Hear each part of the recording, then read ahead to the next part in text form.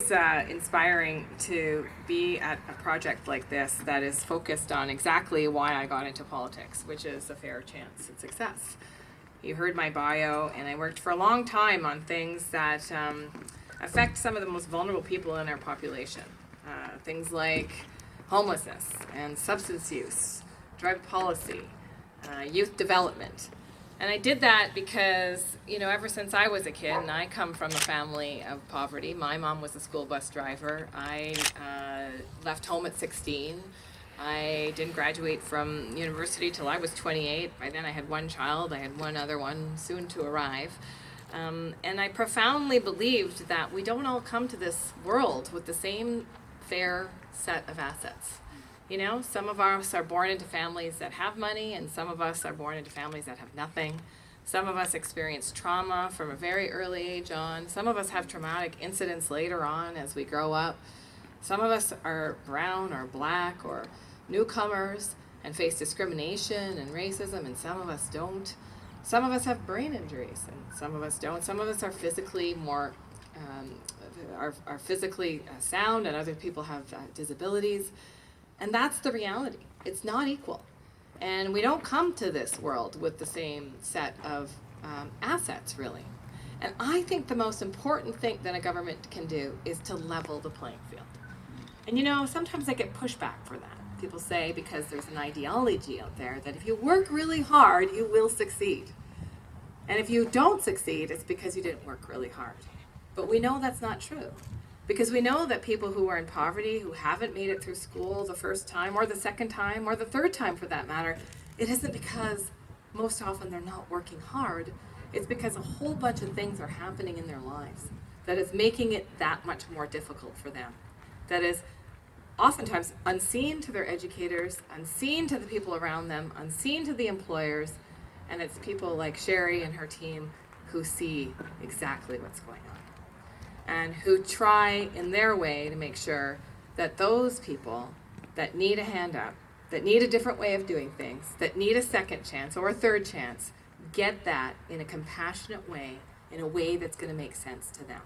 And that's why programs like this are so important. And the partnership with another amazing organization like Habitat and all of the others that are mentioned here, to not only help people develop skills, but also to help them do something for the community that's dramatically needed to address poverty, to address housing and homelessness. What a phenomenal partnership. I'm just so excited that these kinds of things exist in Canada, and it's such an honor to be part of a government that believes in supporting these incredible organizations in this work.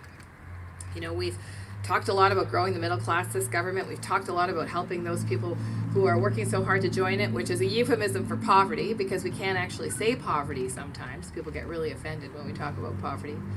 But we know that our economy can't continue to grow if we don't make sure that everybody has that fair chance to succeed. And we know that investing in skills and training is one of the best ways to break generations of poverty. Take me, for example, and so many stories just like mine. I was the first in my family to get a post-secondary degree at 28, and I did go on to get better and better employment, and I did break a generational poverty cycle because I was able to see a vision for my children beyond just surviving. And I could actually help them apply for colleges and help them pay for college. And that support that I got to complete my education actually changed a generational trend of poverty. And that's exactly what all you young people are going to do as well.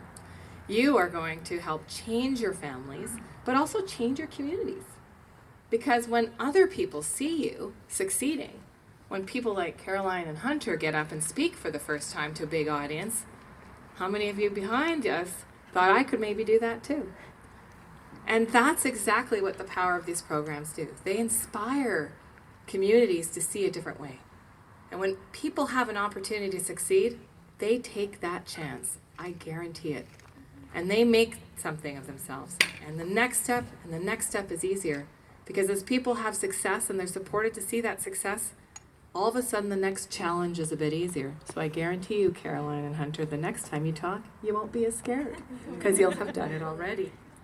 So I'm very excited today to tell you that The NPAAMB, as we're going to shorten that name, is going to receive $2.9 million for their for their adult learning, literacy, and essential skills program. And the name of the program is Journey to Success: Essential Skills in the Workplace for Indigenous Youth.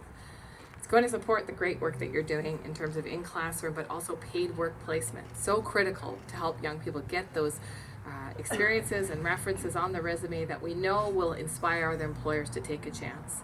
It's going to be for students that are studying in high demand industries. You know, I just came from a conference where employers are saying we can't find talent. And I told them exactly about this pool of talent, like young people behind me, that will be ready and able to help out those companies as they search for talent. In 4 years with this money, they'll be able to help 112 Indigenous learners.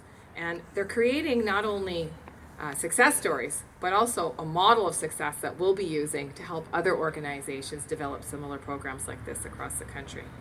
But that's not all. NPAAMB is also going to receive an additional $5 million for a skills and partnership fund to train more young people just like Hunter in construction trades. Now, this is really good news for NPAAMB and for the participants, but it's also really good news for skilled trades all across the country, because do you know that we have 65,000 skilled trades positions in this country right now that are unfilled? And I will tell you that if you pursue a career in the skilled trades, you will be making money very quickly in that trade. And these are good middle-class jobs. They not only pay good salaries, but they also often provide benefits and pensions and opportunity for growth. And so this partnership will be comprised of the YMCA Niagara, the YMCA Ontario Employment for Youth, the Habitat for Humanity, and of course NPAAMB's Building Futures for Aboriginal Youth project. The participants are going to be learning these skills by building 15 houses that will be affordable and for families in need all across Southern Ontario. And it's going to help 150 students get that training and that work placement that will help inspire them to continue their career in the trades. And so as we continue, you know, I think Vance really hit it on the head. We have to do more about fairness and equity in this country. And one of the areas that we have to do the most work is really with Indigenous communities and Indigenous people. This is a history, our country has a history of deep inequity. Yes, there is systemic racism and discrimination, and it is built into our institutions. And so as politicians, it's our job to be thoughtful in the way that we allot money so that we start to level the playing field, so that Indigenous communities and members have exactly the same chance as every other Canadian all across the country, no matter where they live.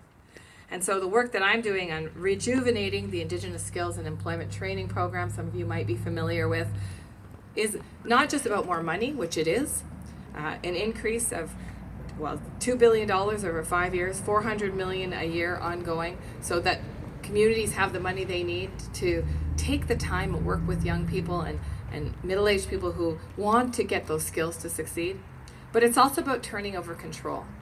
And this is critical, because reconciliation isn't doing things for people, it's doing things with people.